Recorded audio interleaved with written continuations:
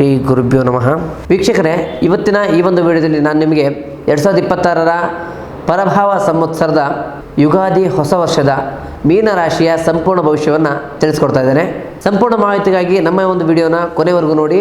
ಅದಕ್ಕಿಂತ ಮುಂಚೆ ಯಾರೆಲ್ಲ ನಮ್ಮ ಒಂದು ಚಾನಲ್ನ ಲೈಕ್ ಮತ್ತು ಸಬ್ಸ್ಕ್ರೈಬ್ ಮಾಡ್ಕೊಂಡಿಲ್ಲ ಅವರು ಈ ಕೂಡಲೇ ಭಕ್ತಿಯಿಂದ ಲೈಕ್ ಮತ್ತು ಸಬ್ಸ್ಕ್ರೈಬ್ ಮಾಡ್ಕೊಳ್ಳಿ.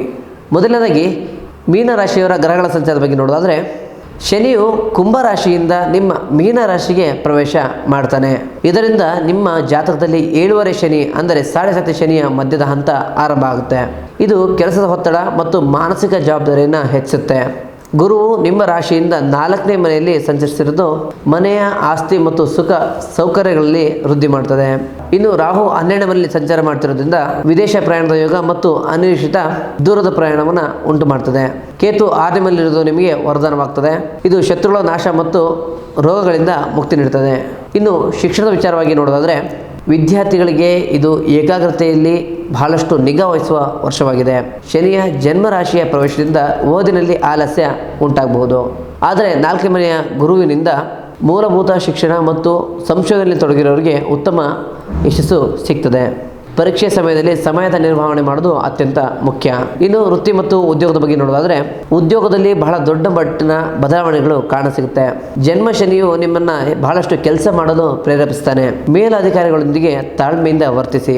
12ನೇ ಮನೆಯಲ್ಲಿರತಕ್ಕಂಥ ರಾಹುವಿನ ಪ್ರವೇಶದಿಂದ ಬಹು ರಾಷ್ಟ್ರೀಯ ಕಂಪನಿ ಅಂದರೆ MNC ಕಂಪನಿಗಳಲ್ಲಿ ಯಾರು ಕೆಲಸ ಮಾಡ್ತಿರ್ತೀರೋ ಅವರಿಗೆಲ್ಲ ಒಂದು ಉತ್ತಮ ಅವಕಾಶ ಮತ್ತು ಉತ್ತಮ ಆಪರ್ಚುನಿಟಿಗಳು ಸಿಗ್ತಾ ಬರ್ತದೆ. ಉದ್ಯೋಗ ನಿಮಿತ್ತ ಪರಸ್ಥಳ ಅಂದರೆ ವಿದೇಶಕ್ಕೆ ನೀವು ಹೋಗುವಂತಹ ಸಾಧ್ಯತೆ ಹೆಚ್ಚಾಗಿದೆ. ಇನ್ನು ವ್ಯವಹಾರದ ಬಗ್ಗೆ ನೋಡೋದಾದರೆ, ವ್ಯವಹಾರಸ್ಥರಿಗೆ ಈ ವರ್ಷ ಸವಾಲುಗಳಿದ್ದರೂ ಕೂಡ ಅತ್ಯಂತ ಲಾಭವನ್ನು ಕಾಣ್ಬೋದಾಗುತ್ತೆ. ಹೊಸ ಬಂಡವಾಳವನ್ನು ಹೂಡುವ ಮುನ್ನ ಸಾಧಕ ಮತ್ತು ಬಾಧಕದ ಬಗ್ಗೆ ಗಮನ ಹರಿಸಿ.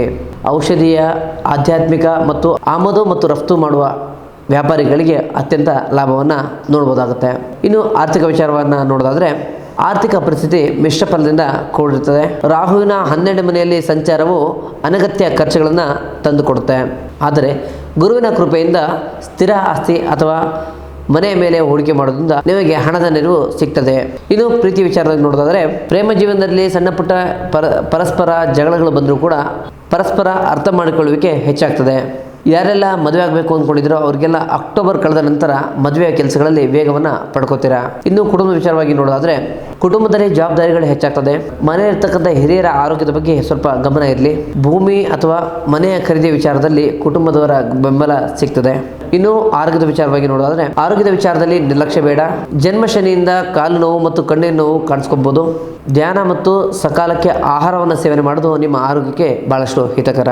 ಈ ಒಂದು ರಾಶಿಯವರ ಪರಿಹಾರ ಮಾರ್ಗಗಳನ್ನು ನೋಡೋದಾದರೆ, ಪ್ರತಿ ಸೋಮವಾರ ಮಹಾಮೃತ್ಯುಂಜಯ ಮಂತ್ರವನ್ನು ಪಠಿಸಿ. ಪ್ರತಿ ಶನಿವಾರ ಶನಿ ದೇವಸ್ಥಾನಕ್ಕೆ ಭೇಟಿ ನೀಡಿ ಶನಿದೇವರ ಓಂ ಶಂ ಶನೀಶ್ವರಾಯ ನಮಃ ಅಂತ ಒಂದು ಮಂತ್ರವನ್ನು ಪಠಿಸಿ, ಜೊತೆಗೆ ಎಳ್ಳೆಣ್ಣೆ ದೀಪವನ್ನು ಆ ದೇವರಿಗೆ ಅರ್ಪಿಸಿ. ಈ ಒಂದು ರಾಶಿಯವರ ಅದೃಷ್ಟ ಸಂಖ್ಯೆ ಮತ್ತು ಬಣ್ಣವನ್ನು ನೋಡೋದಾದರೆ, ಅದೃಷ್ಟ ಸಂಖ್ಯೆ 3, 7, 9. ಅದೃಷ್ಟ ಬಣ್ಣ ಹಳದಿ ಮತ್ತು ಸುವರ್ಣ ಬಣ್ಣ ಆಗಿದೆ. ಒಟ್ಟಾರೆಯಾಗಿ ಮೀನರಾಶಿಯವರಿಗೆ ಈ ಒಂದು ಯುಗಾದಿ ವರ್ಷವು ಜನ್ಮ ಶನಿ ನಿಮ್ಮನ್ನು ಪರೀಕ್ಷಿಸಿದ್ರೂ ಕೂಡ ಗುರುವಿನ ಬಲವು ನಿಮ್ಮನ್ನು ಕೈ ಹಿಡಿಯುತ್ತೆ. ಶಿಸ್ತು ಮತ್ತು ದೇವರ ಮೇಲೆ ನಂಬಿಕೆ ಇದ್ರೆ ಸಾಕು, ನೀವು ಏನನ್ನು ಬೇಕಾದರೂ ಸಾಧಿಸ್ತೀರಾ.